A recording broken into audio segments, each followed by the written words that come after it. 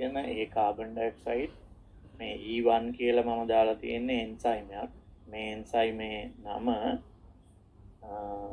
කාබොනික් ඇන්හයිඩ්‍රේස් කියන එන්සයිම් එක. මේ එන්සයිමේ මගින් මේ ඇතුළට ගත්ත කාබන් ඩයොක්සයිඩ් HCO3- නැත්නම් බයිකාබනේට් වලට අපි කලින් පාඩමේදී කතා කළා ඔබට මතක ඇති C4 ශාකයක ප්‍රාසංශ්ලේෂණ යාන්ත්‍රණය ගැන අනේක නැවත වතාවක් මතක් කරලා ඉන්නම්. C4 ශාකයක ප්‍රභාසංශ්ලේෂණයේදී ඉස්සෙල්ලාම අපි බලමු පත්‍ර මධ්‍ය සෛල සහ කලාපිකු සෛල කියලා සෛල වර්ග දෙකක් මේ සඳහා දායක වෙනවා. ඒතර මේ පත්‍ර මධ්‍ය සෛලවල එතකොට මේ පත්‍ර මධ්‍ය සෛලවල සිදුවන ක්‍රියාවලිය මොකක්ද කියලා අපි බලමු. මේ බාහිර වායු ගෝලයෙන් කාබන් ඩයොක්සයිඩ් ගන්නවා. අරගෙන ඒ කාබන් ඩයොක්සයිඩ් මේ E1 කියලා මම දාලා තියෙන්නේ එන්සයිම් එකක්. මේ එන්සයිමේ නම කාබොනික් ඇන්හයිඩ්‍රේස් කියන එන්සයිම් එක. මේ එන්සයිමේ මගින් මේ ඇතුළට ගත්ත කාබන් ඩයොක්සයිඩ් HCO3- නැත්නම් බයිකාබනේට් අයන බවට පත් කරනවා. එතකොට දැන් මේ කාබන් තිර කිරීමේ ක්‍රියාවලියේදී ඉස්සෙල්ලා කරන්නේ ඇතුළට ගන්න කාබන් ඩයොක්සයිඩ් බයිකාබනේට් අයන බවට පත් කරන එක. දැන් මේ හැදෙන බයිකාබනේට් අයන වල තියෙන කාබන් නැත්නම් මෙන්න මේ හයිඩ්‍රජන් අරනහම මෙන්න මේ කාබන් කියන එක ප්‍රතිග්‍රහණය කරන්න ඉන්නවා වෙනම සංයෝගයක්. ඒ සංයෝගයේ නම ෆොස්ෆොයිනෝල් පයිරුවේට් කියන එක. මතක ඇති කලින් කතා කළා මේක කාබන් පරමාණු 3කින් යුක්ත සංයෝගයක්. මෙයා තමයි අපි හඳුන්වන්නේ C4 ශාකවල පළමු කාබන් ඩයොක්සයිඩ් ප්‍රතිග්‍රාහකයා. නැත්නම් අපි කියනවා ප්‍රාථමික කාබන් ඩයොක්සයිඩ් ප්‍රතිග්‍රාහකයා ලෙස කියන්නේ ෆොස්ෆොයිනෝල් පයිරුවික් අම්ලය. දැන් මේ ෆොස්ෆොයිනෝල් පයිරුවික් අම්ලය මෙතන තියෙන බයිකාබනේට් අයන වල කාබන් ප්‍රතිග්‍රහණය කරගෙන කාබන් පරමාණු 4කින් යුත් ඔක්සලෝ ඇසිටේට් බවට පත් වෙනවා. එතකොට කාබන් පරමාණු මෙතන තියෙන එකේ 3යි. මෙතනින් එන එක කාබන් පරමාණුවයි කාබන් පරමාණු 4ක සංයෝගයක් බවට පත් වෙනවා. මේ ක්‍රියාවලිය අපි විස්තර කරනවා කාබොක්සිල් කරණය කියලා. මේකට කියන්නේ කාබොක්සිල් කරණය. ඒතර ඒ සඳහා දායක වෙනවා එන්සයිම් එකක්. ඒක මම E2 කියලා දාලා තියෙනවා. අපි ඒකට කියන්නේ PEP කාබොක්සිලේස් කියන එන්සයිම් එක.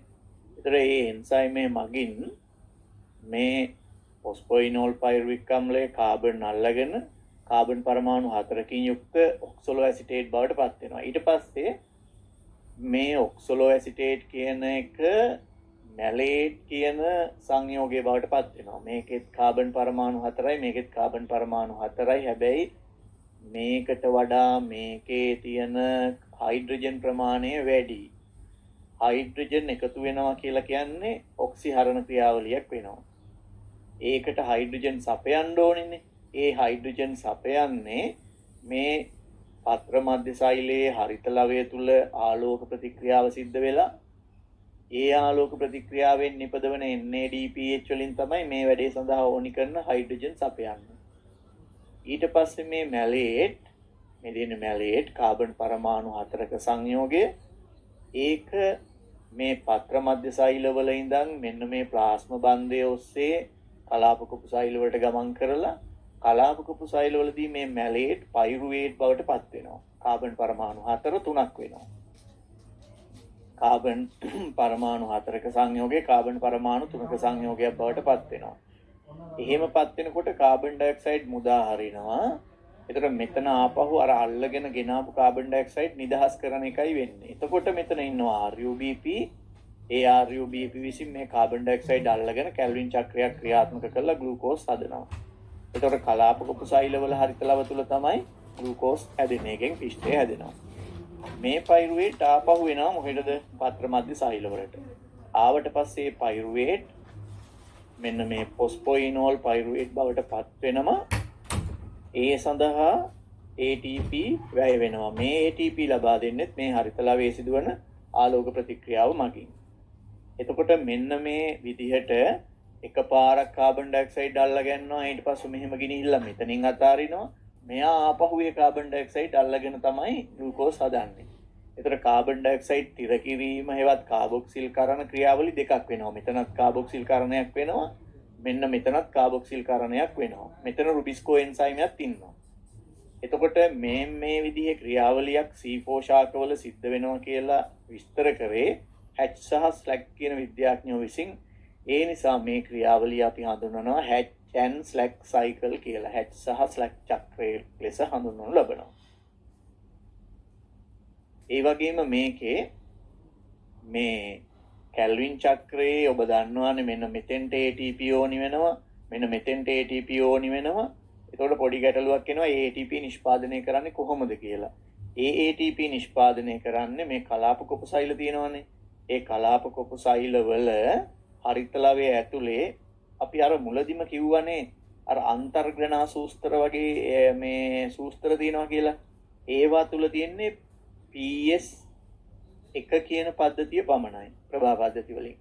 ඒකේ සිදුවන චක්‍රීය ප්‍රභා පොස්පොරයිලීකරණය මගින් මේ තැන් දෙකට අවශ්‍ය ATP නිෂ්පාදනය වෙනවා. ඊළඟට ආයෙ තව එකක් එනවා මෙන්න මෙතෙන්ට ඕනි වෙනවා NADPH ඕනි වෙනවා. NADPH අවශ්‍ය වෙනවා ඒ සඳහා. ඒ NADPH නිෂ්පාදනය කරන්නේ මෙන්න මේ මැලේට් පයිරුවේට් බවට පත් වෙනකොට වැඩිපුර තියෙන හයිඩ්‍රජන් නිදහස් වෙනවා. ඒ හයිඩ්‍රජන් NADP විසින් අල්ලගෙන NADPH හැදෙනවා මෙතන ආයසරයක්. ඒ NADPH තමයි කැල්වින් චක්‍රය සඳහා දායක වෙන්නේ. ඔය ආකාරයට තමයි C4 ශාකයක ප්‍රභා සංශ්ලේෂණ ක්‍රියාවලිය සිදුවන්නේ. දැන් මේ පත්‍ර මධ්‍ය සෛලවල තියෙන මෙන්න මේ જાතිය හරිතලව ගත්තොත් ඒවය ඔබට පේනවා මේ ග්‍රැනා හොඳින් වර්ධනය වෙලා විකසනය වෙලා තියෙනවා. මේ හරිතලවේ විශේෂයෙන්ම හැඩගැසිලා තියෙන්නේ ආලෝක ප්‍රතික්‍රියාව සිද්ධ කිරීම සඳහා. එතකොට මෙතන කලාප කුපසෛලවල තියෙන හරිතලවයේ මේක කියලා ගත්තොත් මේ හරිතලවයේ හැඩගැහිලා තියෙන්නේ කැල්වින් චක්‍ර ප්‍රතික්‍රියාව සිදු කිරීම සඳහා. මේ දෙකම එකතු වෙලා තමයි මේ C4 ශාකයක ප්‍රභා සංශ්ලේෂණ යාන්ත්‍රණය සම්පූර්ණ වෙන්නේ. තව දුරටත් අපි බලනවා මේ ප්‍රභා සංශ්ලේෂණ යාන්ත්‍රණය කියන එක මේ තරම් දුරට සාර්ථක වෙන්න දැන් මේ C3 ශාක වලට සාපේක්ෂව C4 ශාක වල ප්‍රභා සංශ්ලේෂණ යාන්ත්‍රණය මේ විදිහට වෙනස් වෙන්න බලපාපු ස්වභාවික හේතු මොකක්ද? ඒකෙන් C4 ශාක වලට තියෙන විශේෂ වාසිය මොකක්ද කියලා අපි ඊළඟට බලමු. හරි දැන් අපි බලමු මේ ඔයගලන්ගේ ටියුට් එකේ 48 වෙනි පිටුව බලන්න. මේ 48 වෙනි පිටුවේ තියෙනවා C4 ප්‍රභා සංශ්ලේෂණ පතයේ වැදගත්කම් කියලා මාතෘකාවක්. C4 ප්‍රභා සංශ්ලේෂණ පතයේ වැදගත්කම්. ඒකේ පළවෙනි වැදගත්කම විදිහට පෙන්වලා තියෙනවා මේ වැදගත්කම් කියලා කියන්නේ මේක ඇත්තම කියනවා නම් මෙතෙන්දී ඕගොල්ලෝ සංසන්දනය කරන්න ඕනි C3 ශාකවල ප්‍රභා සංශ්ලේෂණයත් එක්ක මේ යාන්ත්‍රණය. ඒක දැන් කෝ C3 ශාකවල ප්‍රභා සංශ්ලේෂණ යාන්ත්‍රණය අපි අර කලින් කතා කළේ C3 වල ප්‍රභා සංශ්ලේෂණ යාන්ත්‍රණය. ඒක අමතකයි නම් ඔබ කරන්න ඕනි මෙන්න මේක. ආයිසරයක් අපි නිකන් ඒක මතක් කරගමුකෝ. 41 වෙනි පිටුව බලන්න. මම ඒකේ දාලා තියෙනවා මාතෘකාවට C3 ප්‍රභා සංශ්ලේෂණය කියලා. එතකොට C3 ශාකවල ප්‍රභා සංශ්ලේෂණය වෙනකොට ආලෝක ප්‍රතික්‍රියාව සිද්ධ වෙන්නේ කැල්වින් චක්‍ර ප්‍රතික්‍රියා මාලාව සිද්ධ වන්නේ එකම සෛලයේ එකම හරිතලවයේ ඇතුලේ. එකම සෛලයේ එකම හරිතලවයේ ඇතුලේ තමයි ඒ දෙකම සිදු වෙන්නේ.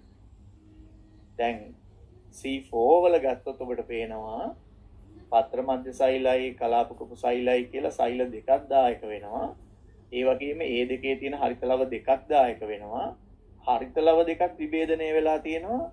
මේක ආලෝක ප්‍රතික්‍රියාව සිද්ධ කරන්න අර සෛලයේ තියෙන හරිතලවය කැල්වින් චක්‍ර ප්‍රතික්‍රියාව සිදු කරන්න. එතකොට C4 ශාකයක ප්‍රභා සංශ්ලේෂණ යාන්ත්‍රණය සම්පූර්ණ වෙන්නේ සෛල දෙකක හරිතලව දෙකක් තුල. එතකොට C3 ශාකවල එකම හරිතලවයේ ඇතුලේ ආලෝක ප්‍රතික්‍රියාවයි කැල්වින් චක්‍ර ප්‍රතික්‍රියාවයි දෙකම සම්පූර්ණ වෙනවා. හරි. දැන් අපි ආපහු එමුකෝ මේ පිටුව 48 වෙනි පිටුවට එමුකෝ අපි. දැන් ඒකේ තියෙන මාතෘකාව C4 ප්‍රභාසංශ්ලේෂණ පතේ වැදගත්කම කියලානේ තියෙන්නේ. C4 ප්‍රභාසංශ්ලේෂණ පතේ වැදගත්කම කියලා ගත්තාම ඒක සංසන්දනාත්මකව තමයි වැදගත්කම එන්නේ.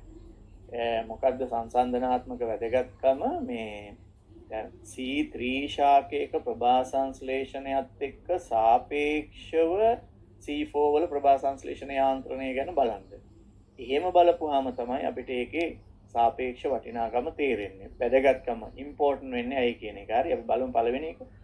රුබිස්කෝ එන්සයිමය ස්ථානීයව වෙන් කිරීම මගින් ප්‍රභා ශ්වසනය සඳහා පවතින ප්‍රවේශ මාර්ගය අවහිර කිරීම මගින් අඩු CO2 සාන්ද්‍රණයකදී CO2 තිර කිරීමේ කාර්යක්ෂමතාවය වැඩි කිරීමට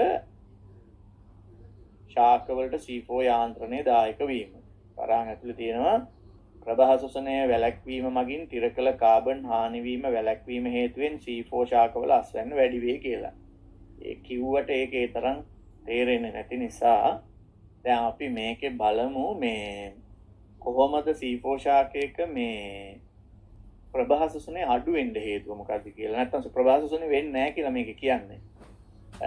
ඒකට හේතු මම මෙහෙම පෙන්වන්නම් ඔබට. ඔන්න බලන්න දැන් මෙතන ආලෝක ප්‍රතික්‍රියාව සිද්ධ වෙලානේ මේ මෙතනින් මේ NADPH සහ මේ ATP දෙන්නේ මෙතනින් ආලෝක ප්‍රතික්‍රියාව වෙන්නේ. ඒ වගේම ඔබ දන්නවනේ ආලෝක ප්‍රතික්‍රියාව සිද්ධ වුණොත් අනිවාර්යයෙන්ම මොනවා නිදහස් වෙනවද? ඔක්සිජන් නිදහස් වෙනවනේ. හොඳයි. ඊට පස්සේ දැන් ඔක්සිජන් නිදහස් වෙන්නේ මෙහෙ. එතකොට ඔබ දන්නවා මෙන්න මෙතන තියෙනවා RUBP. මේ තියෙන්නේ RUBP. මේ RUBP මේ කාබන් ඩයොක්සයිඩ් අල්ලගෙනනේ මේ කැල්වින් චක්‍රය ආරම්භ කරන්නේ. මෙතන තියෙනවානේ එන්සයිමයක් රුබිස්කෝ කියලා.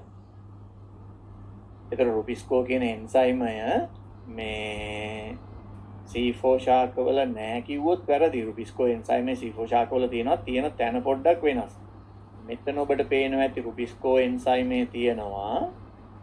එතකොට ඒ වුණාට මේ හරිත ලවය ඇතුලේ අර ග්‍රැනා නැති නිසා ප්‍රභා පද්ධතිය 2 කියන එක නැහැ. ඒතර මේ ප්‍රභා පද්ධතිය 2 කියන එක නැති නිසා මෙතන ජලය විච්ඡේදනයට ලක් වෙලා ඔක්සිජන් පිට වෙන්නේ නැහැ. ඒ කියන්නේ මේ හරිත ලවය ඇතුලේ ආලෝක ප්‍රතික්‍රියාව සිද්ධ වෙන්නේ නැහැ කියලාම අපිට තර්ක කරන්න බෑ. මේක ඇතුලේ අර චක්‍රීය ප්‍රභා පොස්පොරයිලීකරණය වෙලා මෙන්න මේ ATP හදන්න පුළුවන්. මේව හදන්න පුළුවන්. ඒ වුණාට ඔබ දන්නවා චක්‍රීය ප්‍රභා පොස්පොරයිලීකරණයේදී හැදෙන්නේ ATP විතරයි. එතකොට මේ එතෙන්දී NADPH හෝ ඊට පස්සේ ඔක්සිජන් හෝ පිටවීමක් වෙන්නේ නැහැ. ජලය විච්ඡේදනය වෙන්නේ නැහැ. එතකොට මේ දැන් ජලය ජල විච්ඡේදනයට ලක් වෙන්නේ නැති නිසා මෙතන ඔක්සිජන් පිටවීමක් නැහැ. ඒතර මේ රුබිස්කෝ එන්සයිමේනේ අපි කලින් ඉගෙන ගත්තේ අර දෙබිඩි ලෙස ක්‍රියා කරනවා කියලා. එයාට පුළුවන් කියලා කිව්වනේ රුබිස්කෝ වලට කාබන් ඩයොක්සයිඩ් මේකට හයි කරන්නත් පුළුවන්. ඒ වගේම ඔක්සිජන් හයි කරන්නත් පුළුවන්. නමුත් මෙතන මේ හරිත ලවයේ ඇතුලේ ආලෝක ප්‍රතික්‍රියාවේ රේඛීය ඉලෙක්ට්‍රෝන ගලණය වෙන්නේ නැති නිසා මෙතන ඔක්සිජන් නිෂ්පාදනය වෙන්නේ නැහැ මේ හරිත ලවයේ. ඒ නිසා ඒ ඔක්සිජන් සමග RUBP බැඳෙන්න තියෙන ඉඩකඩ වළක්වලා තියෙනවා. හරි. එතකොට මෙතන දැන් පත්‍ර මධ්‍ය සෛලවල හරිත ලවය තුල ආලෝක ප්‍රතික්‍රියාව සිද්ධ වෙලා ඔක්සිජන් පිට වෙනවා. මෙතන තමයි ඔක්සිජන් පිට වෙන්නේ. එතකොට මෙතන මේ ෆොස්ෆොයිනෝල් පයිරුවේට් මෙතන කාබන් අල්ලගෙන ඔක්සලෝ ඇසිටේට් හදනකොට මේකනේ කාබොක්සිල් කරන ක්‍රියාවලිය.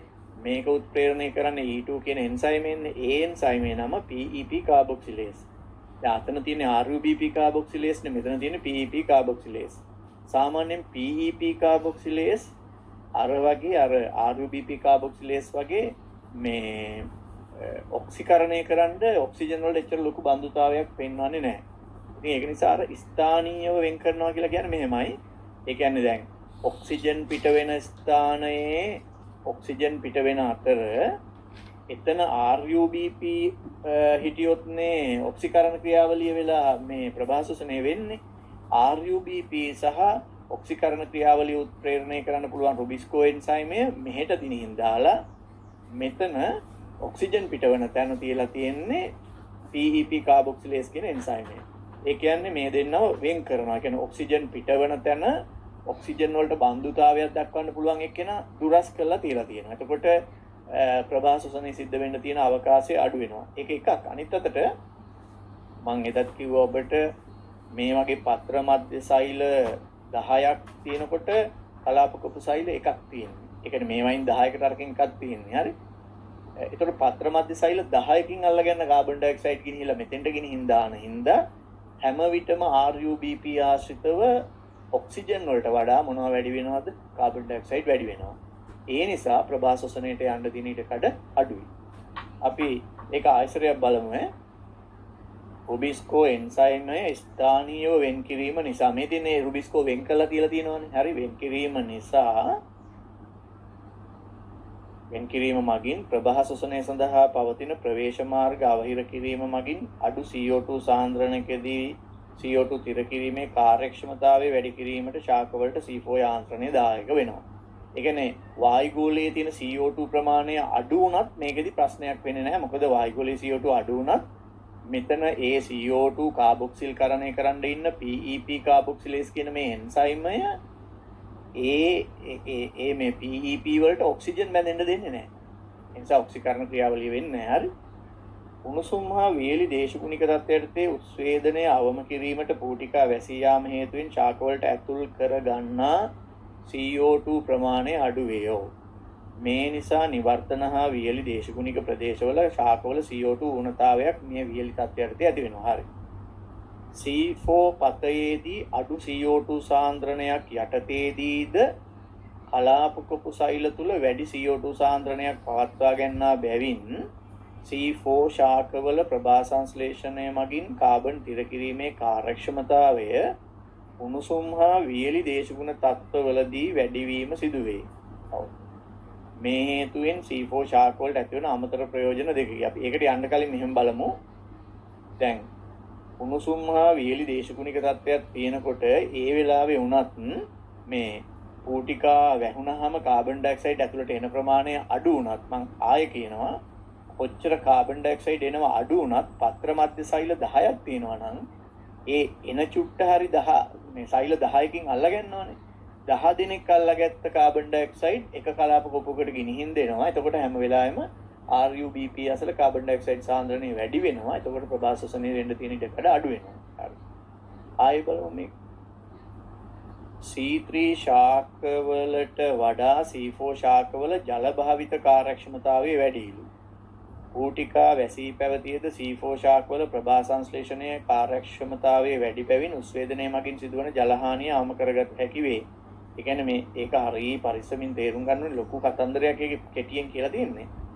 දැන් ඔබට මතක ඇතිනේ දැන් C3 ශාකවල පූටිකා ගොඩක් වහපු ගමන්ම ජලහානිය වළක්වන්න පූටිකා ගොඩක් වහපු ගමන්ම කාබන් ඩයොක්සයිඩ් එන එක අඩු වෙනවනේ. අඩු වෙච්ච ගමන්ම අර RUBP මොකද වෙන්නේ? ඔක්සිජන් සමග එකතු වෙලා ප්‍රභාසෝෂණය වෙනවනේ. දැන් එතකොට ප්‍රභා සංශ්ලේෂණය අඩු වෙනවනේ. උණුසුම් වියලි තත්ත්වයටදී ප්‍රභා සංශ්ලේෂණය අඩු වෙනවා C3 ශාකවල. ඒතර C4 ශාකයක උණුසුම් වියලි කාලගුණයේදී පූටිකා වැහුවා කියන්නකෝ. වහලා ඇතුළට එන කාබන් ඩයොක්සයිඩ් ප්‍රමාණය අඩු වුණා කියන්නකෝ. ඒ අඩු තත්ත්වයටදීවත් ප්‍රභාසෝෂණය සිදුවන්නේ නැහැ. ඒ නිසා CO2 ඇතුළට එන ප්‍රමාණය කොච්චර අඩු කළත් කමන්නේ පූටිකා වහලා. ඒතර පූටිකාව වැසීමෙන් බලාපොරොත්තු වෙන්නේ ජලය වාෂ්ප වෙලා යන එක වළක්වන එකනේ. ඒතර ජලය වාෂ්ප වෙලා යන එක සෑහෙන්න වළක්වුවත් ප්‍රභා සංශ්ලේෂණය අඩු වෙන්නේ නැහැ. එතකොට ඒ නිසා ප්‍රභා සංශ්ලේෂණය ඉහළ කාර්යක්ෂමතාවයක් පවත්වාගෙන යන්න පුළුවන්. ඊළඟට C3 ශාකවලට වඩා C4 ශාකවල නයිට්‍රජන් භාවිත කාර්යක්ෂමතාවයේ වැඩිවීම. එක වරහන් ඇතුළේ කියනවා රුබිස්කෝ එන්සයිමේ C4 ශාකවල කලාප කොපු සෛලවල හරිත ලව තුළ වැඩි CO2 සාන්ද්‍රණයක් යටතේ ක්‍රියාත්මක වන බැවින් එම ශාකවලට C3 ශාකවලට වඩා අඩු රුබිස්කෝ එන්සයිම අණු ගණනක් ප්‍රමාණවත් වේ.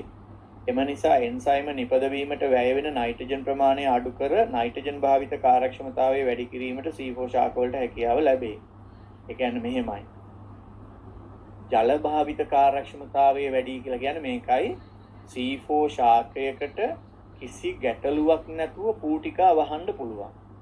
පූටිකා සෑහෙන ප්‍රමාණයක් වහලා තියෙද්දිත් ප්‍රභා සංශ්ලේෂණය සිදු වෙනවා. C3 වලටත් පූටිකා වහන්න පුළුවන්. පූටිකා වහපුවාම ප්‍රභා ශෝෂණය වෙලා ප්‍රභා සංශ්ලේෂණ ඵලය අඩු වෙනවා. එතකොට දැන් මෙහෙම හිතන්නකො නිකන් උදාහරණයක් විදිහට C3 ශාකයකුයි C4 ශාකයකුයි තියෙනවා. C3 ශාකය පූටිකා වලින් 80%ක් වහලා තියෙනවා. හැබැයි එතකොට එයාගේ ප්‍රභා සංශ්ලේෂණය සෑහෙන්න අඩු වෙනවා. C4 ශාකයත් එතන තියෙන 80%ක් පූටිකා වහලා තියෙනවා. එතකොට දෙන්නගෙම ජලය වාෂ්ප වෙලා පිට වෙන එක අඩු වෙලා තියෙනවා එක ගානට. හැබැයි ඒක කරන්න ගියාම C4 ශාකවල ප්‍රභා සංශ්ලේෂණයේ අඩුවීමක් වෙන්නේ නැහැ. අස්වැන්නේ අඩුවීමක් වෙන්නේ නැහැ. හැබැයි ඒක කරන්න ගියාම C3 ශාකවල අස්වැන්න අඩු වෙනවා. ඒක නිසා පූටිකා වැඩිපුර වහන්න බෑ C3 ශාකවලට. ඒ නිසා පූටිකා වහන ප්‍රමාණය ගොඩක් අඩු කරන්න අමාරු නිසා ස්වේදනයෙන් ජලය පිට වෙනවා වැඩි වෙනවා C3 ශාකවල. ඒතකොට ජලය භාවිතා කිරීමේ කාර්යක්ෂමතාවය වැඩි වෙනවා. C4 ශාකවල. C3 ශාකවල ජලය භාවිතා කිරීමේ කාර්යක්ෂමතාවය අඩුයි. ඊට පස්සේ මේ දෙවෙනියට කිව්වේ නයිට්‍රජන් භාවිතා කිරීමේ කාර්යක්ෂමතාවයනේ. ඒක මෙහෙමයි. එන්සයිම කියන්නේ ප්‍රෝටීන බොහෝ විට. මේ රුබිස්කෝ එන්සයිම කියන්නේ ප්‍රෝටීනයක්. මේ ප්‍රෝටීනය හදන්න ඇමයිනෝ ආම්ල ඕනේ. ඇමයිනෝ ආම්ල හදන්න නයිට්‍රජන් ඕනේ. එතකොට දැන් නයිට්‍රජන් ගත්තොතින් එහෙම නයිට්‍රජන් බොහොම අමාරුවෙන් තමයි ශාකයක් මුල් වලින් ලබා ගන්නේ. එතකොට ඒ නයිට්‍රජන් ටික අරගෙන තමයි මේ ඇමයිනෝ ආම්ල හදලා ප්‍රෝටීනය හදලා එන්සයිමේ හදාගන්නේ. දැන් C3 ශාකවල උණුසුම් වියලි තත්ත්වයටතේ ඒ හදාගත්ත මේ එන්සයිම තියෙනවනේ. ඒ එන්සයිම මේ ප්‍රභා සංශ්ලේෂණය කරනවට වඩා ප්‍රභා ශෝෂණය කළොතින් එහෙම ඒ එන්සයිම ටිකෙන් ගන්න ප්‍රයෝජනෙ ගන්නේ. එතකොට මේ C4 ශාකවල එන්සයිම සුළු ප්‍රමාණයකින් ලොකු ප්‍රභා සංශ්ලේෂණයක් කරන්න පුළුවන්. ඒ නිසා දැන් ඒ කියන්නේ C4 ශාකවල මෙතන තියෙන රුබිස්කෝ එන්සයිමය කාබොක්සිල් කරණයේ හෙවත් ප්‍රභා සංශ්ලේෂණය මිස වැඩකට නැති ප්‍රභා ශෝෂණය කරන්නෙම නැහැ. ඒ හින්දා ඒ එන්සයිම ටික ප්‍රයෝජනවත් විදියට යොදා ගන්නවා ආහාර නිෂ්පාදනය සඳහා. හැබැයි C3 ශාකවල මේ රුබිස්කෝ එන්සයිම උණුසුම් වියලි තත්ත්වයටදී ප්‍රභා ශෝෂණය කියන වැඩකට නැති වැඩයකට යොදා ගන්නවා. ඒතර එන්සයිමේ කාර්යක්ෂමතාවයත් අඩු වෙනවා. ඒත් උඩ නයිට්‍රජන් භාවිතා කිරීමේ කාර්යක්ෂමතාවය අඩු වෙනවා. හරි. ඊළඟට බලමු අපි C3 ශාක වලට වඩා C4 ශාක කාර්යක්ෂම ලෙස කාබන් තිරකරන්න හේතු. ඒ කියන්නේ මේකෙදිත් ආයෙ ගන්නේ මේ කාබන් තිර කිරීම හෙවත් ප්‍රභා සංශ්ලේෂණ යාන්ත්‍රණය ගත්තොත් C3 වලට වඩා C4 කියන ඒවාය ප්‍රභා සංශ්ලේෂණ යාන්ත්‍රණය ඉතාමත්ම කාර්යක්ෂමව සිදු වෙනවා. එහෙම වෙන්නේ ඇයි කියලා තමයි අපි මේ කතා කරන්නේ. ඒකේ පළවෙනි කරුණ.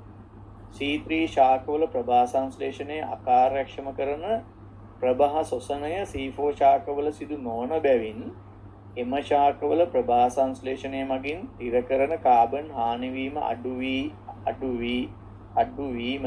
වේ කියලා තවතුම් තිතෙන්න ඕනේ. අඩු වේ. මේ නිසා C4 ශාකවල ඵලදාව වැඩි වෙන්නේ. හරිනේ. C3 ශාකවල මේ RUBP ඔක්සිජන් සමග සම්බන්ධ වෙලා ප්‍රභා ශෝෂණය සිද්ධ වෙන හින්දා C3 ශාකවල ප්‍රභා ශෝෂණය සිද්ධ වෙලා අස්වැන්න අඩු වෙනවා. C4 ශාකයක මේ වැඩේට නොමග යන්න හේතු වන රුබිස්කෝ සහ RUBP දෙන්නමනේ ඔය ඔක්සිජන් සමග බැඳෙන්න යන්නේ. ඒගොල්ලන්ව ඔක්සිජන් නිදහස් වෙන තැනින් ඈත් කරලා තියෙන නිසා ප්‍රභා ශෝෂණය නවත්තලා තියෙනවා.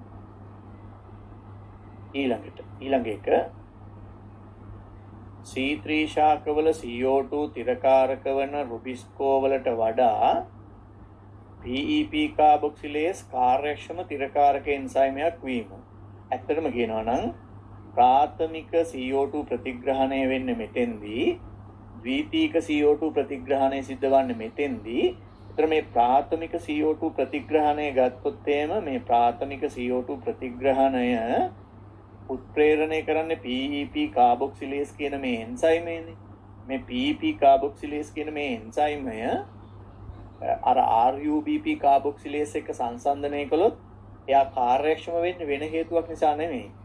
මෙයා කීයටවත් මේ එන්සයිමය මේ PEP සමග ඔක්සිජන් සම්බන්ධ කරන්නේ නැහැ. ඒ කියන්නේ මේ ඔක්සිකරණ ක්‍රියාවලියක් කවදාවත් සිදු කරන්නේ නැහැ. ඒ කියන්නේ මේ PEP කාබොක්සිලේස් කියන එන්සයිමය බඳවා ගන්න මේ PEP වලට සම්බන්ධ කරන්නේ කාබන් ඩයොක්සයිඩ් නැත්නම් මේ බයිකාබනේට් අයන විතරයි සම්බන්ධ කරන්නේ. මේ ඔක්සිජන් කීයටවත් සම්බන්ධ කරන්නේ නැහැ. හැබැයි ඔබ දන්නවනේ RUBP එහෙම නෙවෙයිනේ. කාබන් ඩයොක්සයිඩ් සම්බන්ධ කරන්නත් පුළුවන්, ඔක්සිජන් වැඩි වුණොත් ඔක්සිජන් සම්බන්ධ කරනවා. ඒ වැඩේ මෙයා මේ මෙතන තියෙන එන්සයිම් මේ E2 කියන එන්සයිම් එක කරන්නේ නැහැ. ඒ කියන්නේ යාට අර දෙබිඩි පිළිවෙතක් නැහැ. ඒ හින්දා යා කරන තරමක් කරන්නේ කාබොක්සිල් කරණයම තමයි. ඒ හින්දා අපි කියනවා මේ එන්සයිම් එක වඩාත් කාර්යක්ෂම ලෙස කාබන් තිර කරනවා කියලා. ඊළඟට C4 ශාක CO2 තිර කිරීම දෙකක් මගින් කලාප කොපු සෛල තුල අධික CO2 සාන්ද්‍රණයක් යටතේ රුබිස්කෝ එන්සයිම් එක ක්‍රියා කරන බැවින් රුබිස්කෝ එන්සයිම් එක කාබොක්සිල් කරන ප්‍රතික්‍රියාව C3 වලට වඩා කාර්යක්ෂමව සිදු වෙනවා. ඒක මම කලින් කියපු එකක්මයි මේ තියෙන්නේ. මේ වගේ පත්‍ර මැද සෛල මගින් ඉස්සෙල්ලා කාබන් ඩයොක්සයිඩ් අල්ල ගන්නවා. ඒක ගෙනහලා නිදහස් කරනවා. ඊට පස්සේ මෙයා කාබන් ඩයොක්සයිඩ් අල්ල ගන්නවා. දෙපාරක් CO2 තිර කරනවා. එතකොට මේ පත්‍ර මැද සෛල රාශියකින් ලබා ගන්නා වූ කාබන් ඩයොක්සයිඩ් එක සෛලයකට කලාපකුප සෛලයකට ගෙනත් දෙනවා. එතකොට RUBP අසල හැම වෙලාවෙම ඉහළ කාබන් ඩයොක්සයිඩ් සාන්ද්‍රණයක් තියෙනවා. ඒ නිසා ප්‍රභා ශ්වසනය සිද්ධ වෙන්නේ නැහැ. උණුසුම් හා වීලි දේශගුණික තත්ත්වයන්ට C4 ශාක වඩා කාර්යක්ෂම ලෙස කාබන් ඩයොක්සයිඩ් තිර කිරීම නැත්නම් කාබන් තිර කිරීම සිදු කරනවා. හරි. ඊට පස්සේ තියෙන්නේ C3 ශාක සහ C4 ශාක අතර වෙනස්කම්. C3 ට්‍රාන්ස්පටකීය ව්‍යුහය නොදරයි, ට්‍රාන්ස්පටකීය ව්‍යුහය දරයි. මොකද දැන් මේ ට්‍රාන්ස්පටකීය ව්‍යුහය කියන්නේ අපි කලින් කතා කරේ. ඒ කියන්නේ නාරටිය තියෙනවා නම්, ඒ කියන්නේ කලාපක මේ සනාල කලාපයේ තියෙනවා නම් සෛලම ෆ්ලෝයම තියෙන ඒක වටේට තියෙනවා කලාපකොපු සෛල. ඊට පස්සේ ඒක වටේට තියෙනවා පත්‍ර මැද සෛල රවුන්ඩ් දෙකක්. එතකොට මේ පත්‍ර මැද සෛලයි කලාපකොපු සෛලයි විදිහට සෛල වර්ග දෙකකුත් තියෙනවා. ඊළඟට ඒ දෙකේ එකිනෙකට වෙනස් හරිතලා වර්ග දෙකකුත් තියෙනවා. ඒ නිසා තමයි අපි ඒකට කියන්නේ ක්‍රාන්ස්පටක ව්‍යුහය කියලා. එවැනි ව්‍යුහයක් C3 ශාකවල නැහැ. ඊළඟට ප්‍රභා සංශ්ලේෂණ එක් සෛල වර්ගයක් තුල පමණක් සිදුවේ ඒ පත්‍ර මැද සෛලවල. මම පටන් ගන්නකොටම කිව්වා C3 ශාකවල ප්‍රභා සංශ්ලේෂණය කියන එක ගත්තොත් ඒක එකම සෛලයේ එකම හරිත ලවයේ සිදු වෙනවා. එකම සෛලයේ එකම හරිත ලවය තුල සිදු වෙනවා. එතකොට C4 ශාකවල ප්‍රභා සංශ්ලේෂණය සෛල වර්ග දෙකක් තුල සිදු වෙනවා. මේ තියෙන්නේ පත්‍ර මැද සෛලයි කලාපකුපු සෛලයි. ඊළඟට C3 හරිතල වර්ග එකක් තියෙනවා. C4 වල හරිතල වර්ග දෙකක් තියෙනවා. හරිනේ. මේ C4 වල හරිතල වර්ග දෙකක් තියෙනවනේ. හරි. C2 තිර කිරීම එකකි. දැන් C3 වල එකපාරයිනේ කාබන් ඩයොක්සයිඩ් තිර කරන්නේ. දැන් මේකේ මෙතනිනුත් කාබන් ඩයොක්සයිඩ් තිර කරගන්නවා. ආයෙ ගෙනිහිල්ලා මෙතන නිදාස් කරලා ආපහු මෙතනිනුත් අල්ල ගන්නවා. CO2 තිර කිරීම දෙකක් තියෙනවා. ඊළඟට CO2 ප්‍රතිග්‍රාහක එකයි තියෙන්නේ C3 ශාකවල. ඔබ දන්නවනේ C3 ශාකවල තියෙන RUBP කියන සංයෝගය විතරයිනේ CO2 අල්ලගන්නේ. දැන් මේකේ ගත්තොත් මෙතන PEP විසිනු CO2 අල්ලගන්නවා පළවෙනි වතාවට. මෙතන RUBP විසින් CO2 අල්ලගන්නවා දෙවෙනි වතාවට. පත්‍ර මැද සෛලවල හා කලාපකොපු සෛලවල CO2 තිර කිරීම දෙකක් සිදු වෙනවා. හරි. CO2 ප්‍රතිග්‍රාහක එකයි එය C4 සංයෝගයක් වන RUBP. C4 වල CO2 ප්‍රතිග්‍රාහක වර්ග දෙකයි C3 ඒ කියන්නේ මෙහෙම කියලා තියෙන CO2 ප්‍රතිග්‍රාහක වර්ග දෙකකි කාබන් 3ක් සහිත PEP සහ කාබන් 5ක් සහිත RUBP කෙටියෙන් දාලා තියෙන්නේ. හරි. ඒ කියන්නේ CO2 අල්ලගන්න සංයෝග දෙන්නෙක් ඉන්නවා මේ C4 ශාකවල. එක්කෙනෙක් තමයි කාබන් පරමාණු 3කින් යුක්ත PEP, අනිත් එක්කෙනා තමයි කාබන් පරමාණු 5කින් යුක්ත RUBP. දැන් C3 ශාකවල තියෙන්නේ RUBP පමණයි. හරි. CO2 තිරකාරක එන්සයිමේ රුබිස්කෝ. මොකද C3 වල තියෙන රුබිස්කෝ එන්සයිමේ පමණයි CO2 අල්ලගන්න තියෙන්නේ. මේකේ CO2 තිරකාරක එන්සයිම දෙකක් තියෙනවා. මෙතන තියෙන එක PEP කාබොක්සිලේස්, අතන තියෙන එක රුබිස්කෝ. ප්‍රභා සංශ්ලේෂණයේ ප්‍රථම ස්ථායි ඵලය මතකයිනේ C3 වල ඉස්සෙල්ලාම හැදෙන්නේ අර කාබන් 6 සංයෝගය කැඩිලා 3PGA කියන කාබන් පරමාණු 3කින් සමන්විත ව්‍යුහයෙන් මේකේ ස්ථායී ඵලය වෙන්නේ ඔක්සලෝ ඇසිටේට් කාබන් පරමාණු 4කින් යුක්ත සංයෝගය. අපි එහා පැත්තට ගියොත් ප්‍රභා ශෝෂණය සිදුවේ ප්‍රභා ශෝෂණය සිදු නොවේ. ඒක හරියි. ප්‍රභා සංශ්ලේෂණයේ අස්වැන්න සාපේක්ෂව අඩුයි අස්වැන්න වැඩි. වැඩි උෂ්ණත්ව වියලිකා ලගුණ තත්ත්ව හා වැඩි ආලෝක තීව්‍රතාවලදී ප්‍රභා සංශ්ලේෂණයේ කාර්යක්ෂමතාවය අඩු වෙනවා C3 වල අර ප්‍රභා ශෝෂණය වෙන නිසා. වැඩි උෂ්ණත්වයේ වියලිකා ලගුණ තත්ත්ව හා වැඩි ආලෝක තීව්‍රතාවලදී ප්‍රභා සංශ්ලේෂණයේ කාර්යක්ෂමතාවය වැඩි වේ. ඒ කියන්නේ C3 වලට සාපේක්ෂවයි වැඩි ඈ. ඒ කියන්නේ වියලි සහ උණුසුම් කාලගුණයක් ඇති වුණා කියලා C3 වල සිදුවන ප්‍රභා ශෝෂණය C4 වල සිදු වෙන්නේ නැති නිසා උණුසුම් වියලි තත්ත්වයට තේදී පවා C4 වල ප්‍රභා සංශ්ලේෂණය වැඩි. ඊට පස්සේ ප්‍රභා සංශ්ලේෂණ කාර්යක්ෂමතාවයේ උපරිම වන උෂ්ණත්වය වෙන්නේ 15යි 26යි අතර. C4 වල උපරිම වෙන්නේ සෙල්සියස් අංශක 35. C3 වලට උදාහරණ දීලා තිනවා තිරිඟු වී බාර්ලි ගොඩාක් ඒවා ගන්න පුළුවන්. C4 හැබැයි ශාක තියෙන ටිකයි. උක් බඩ ඉරිඟු තමයි උදාහරණයට දීලා තියෙන්නේ. උක්වල විද්‍යාත්මක නම සැකරම් ඔෆිසිනාරුම් කියන එක බඩ ඉරිඟු වල සියා මේස් කියන එක. මොකද දන්නවද මේ විද්‍යාත්මක නම් දෙක දුන්නේ හිටි ගමන් බඩ ඉරිඟු කියලා දාන්න නැතුව බහුවර්ණ වල විද්‍යාත්මක නම දානවා. ඒකට විද්‍යාත්මක නමක් දැනගෙන තියෙන්න ඕනේ. ඔන්න ඔතනින් අපි ප්‍රභා සංශ්ලේෂණයේ මෙකැනිසම් ටික නැත්නම් යාන්ත්‍රණ ටික අවසන් කරනවා. C4 යාන්ත්‍රණයත් මෙතනින් අවසන්. C3 ශාකවලයි C4 ශාකවලයි මේ ප්‍රභා සංශ්ලේෂණය අපි කතා කළා. මේ දෙකේ වෙනස ගැනත් කතා කළා. ශාක වර්ග දෙකේ තියෙන වෙනස්කම් ගැන කතා කරා. ඒ වුණාට මට හිතෙනවා මේකේ තියෙන මූලිකම වෙනස මොකක්ද කියන එක මේ ඔයගලන්ට දීලා තියෙන මේ හෑන්ඩ් අවුට් එකේ පැහැදිලිව දකින්න ලැබෙන්නේ නැහැ කියලායි මට හිතෙන්නේ. මම ඒ නිසා ඒ සඳහා මේ වගේ රූප සටහනක් යොදාගෙන ඔබට මම පැහැදිලි කරන්නම්. මෙහෙම මේ තියෙන්නේ C3 ශාකවල තියෙන රුබිස්කෝ කියන එන්සයිම් එක කියලා හිතන්න. මේ එන්සයිම් එකම ඔබ දන්නවා C4 ශාකවලත් තියෙනවා. C3 ශාකවල මේ රුබිස්කෝ එන්සයිම් මේ සක්‍රීය ස්ථාන මේ තියෙන්නේ. ඒක එක තැනකට බැඳෙනවා RUBP. ඊට පස්සේ මේ RUBP සමග සම්බන්ධ කරන්න ඕනේ මොනවද? කාබන් ඩයොක්සයිඩ්නේ. ඒතර කාබන් ඩයොක්සයිඩ් සම්බන්ධ කරනවා. මේ තියෙන්නේ කාබන් ඩයොක්සයිඩ්. දැන් මේකට සම්බන්ධ කරනවා. ඒතර මේ සංයෝගය ඔබ දන්නවා කාබන් 5ක සංයෝගයක් නේ. ඒතර මෙතනින් කාබන් එකක් එනවනේ. එහෙම වෙලා මේකට සම්බන්ධ වුණාම තමයි අර කාබන් 6 සංයෝගය හැදිලා දෙකට කැඩිලා කාබන් 3 3PGA දෙකක් හැදෙන්නේ. ඒතකොට තියෙන විශේෂත්වය තමයි මෙන්න මේ එන්සයිමේ සක්‍රීය ස්ථානයේ තියෙන හැඩය තියෙනවනේ. ඒ හැඩය අනුව මෙතෙන්ට මේ විදිහට කාබන් ඩයොක්සයිඩ් වලට සම්බන්ධ වෙන්නත් පුළුවන්.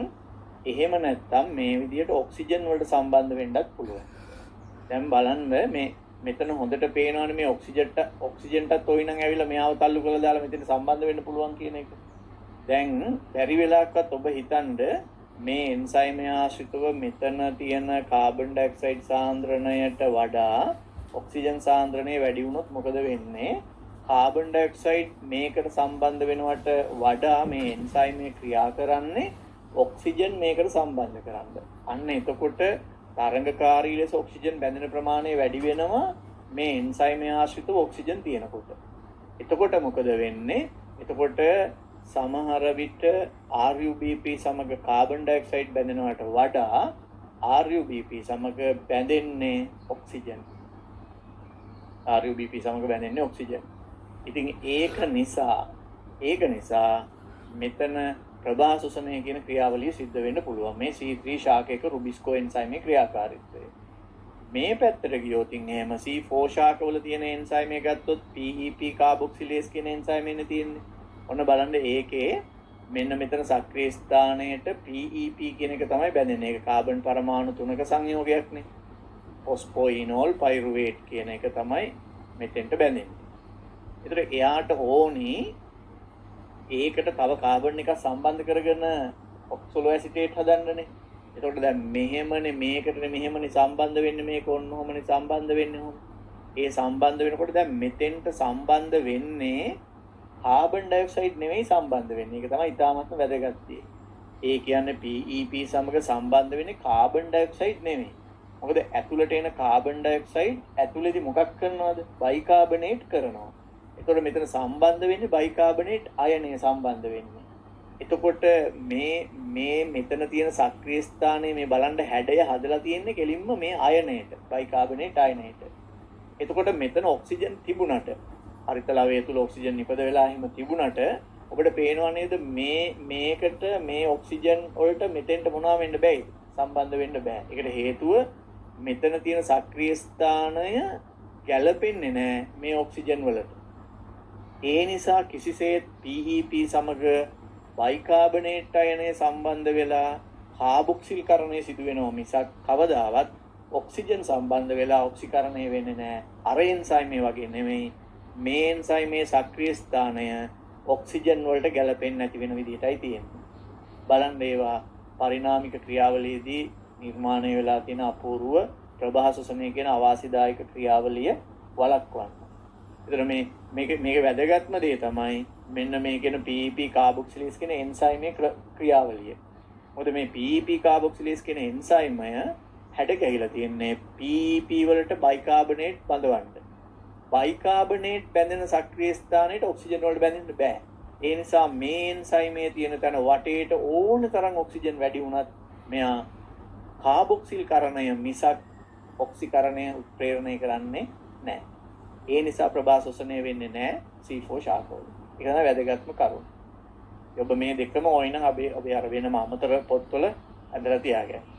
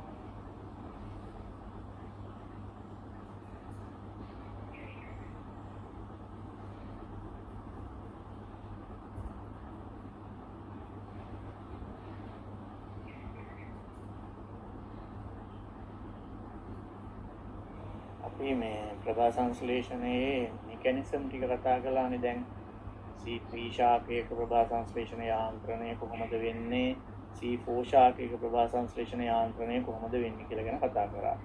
එතකොට මේ C4 ශාකයක ප්‍රභා සංශ්ලේෂණ යාන්ත්‍රණය පිළිබඳ රූප සටහනක් නැත්නම් සාරාංශ සටහනක් තියෙනවා. 46 වෙනි පිටුව බලන්නකෝ. ඒකේ දාලා තියෙනවා C4 ප්‍රභා සංශ්ලේෂණ පතේ. මේක බොහොම සරලව තියෙන්නේ.